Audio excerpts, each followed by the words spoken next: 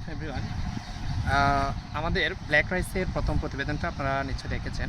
তো আলহামদুলিল্লাহ আমাদের ব্ল্যাক রাইস হচ্ছে এখন ধানগুলা পেকে গিয়েছে। তো আজকে হচ্ছে আমাদের ধানগুলা কাটা হয়ে গেছে আর কি, প্রায় শেষের দিকে। আমার আব্বু আর হচ্ছে একজন ভাই হচ্ছে কেটে দিচ্ছে আমাদের ধানগুলা। তো দেখেন আপনারা প্রত্যেকটা ধানের ইয়াতে দেখেন আমাদের ফলনটা কতটুকু হয়েছে আর কোয়ালিটিটা কতটুকু। আর এগুলো হচ্ছে আমরা বীজের জন্যই হচ্ছে আলাদা করে কাটতেছিলাম আর কি, কারণ এখানে কিছু কিছু ধান দেখা গিয়েছে হচ্ছে আপনার কিছু একটু লম্বা হচ্ছে আর কিছু একটু মানে এক সাইজের হচ্ছে। তো যেগুলো এক সাইজের হচ্ছে এগুলো শুকায় এই কালারটা হয়েছে আর কি।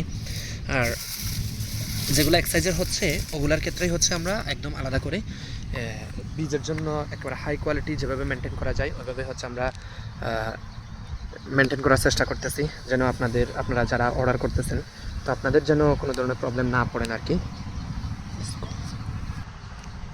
তো আমাদের সবগুলা ধানই হচ্ছে কাটা শেষ। ইনশাল্লাহ হচ্ছে কালকে হচ্ছে আমরা ধানগুলা হচ্ছে এখান থেকে মানে গাছ থেকে আলাদা করে ফেলবো। তো আমাদের এখানে হচ্ছে মেশিনের মাধ্যমে আলাদাটা করা হয়।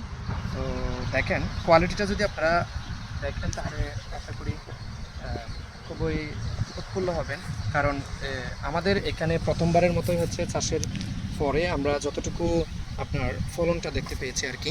অন্যান্য ধানের তুলনায় একটু ফলনটা কম, কিন্তু এটা যেহেতু আমাদের এখানে নতুন, তাহলে সেই ক্ষেত্রে এক্সপেরিমেন্টাল ভার্সন বলতে পারেন, তাহলে সেই ক্ষেত্রে দেখতেই পাচ্ছেন কোয়ালিটিটা কেমন হয়েছে আপনারা।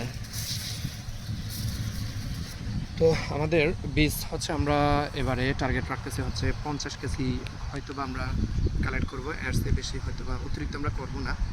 অলরেডি আমাদের প্রায় 20 কেজি মতো অর্ডার আমরা পেয়ে গেছি। আমাদের বিভিন্ন ঢাকা থেকে কয়েকজন অর্ডার করেছেন, আমাদের বিভিন্ন জায়গা থেকে অর্ডার করেছেন, তারপর হচ্ছে আমাদের পেকুয়াতেও অনেকেই হচ্ছে আমাদের অর্ডার করেছেন।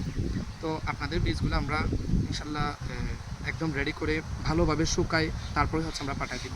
তারপর বাকি ধানগুলো হচ্ছে আমরা চালে রূপান্তর করব। ওকে, সবাই ভালো থাকবেন। আসসালামু আলাইকুম।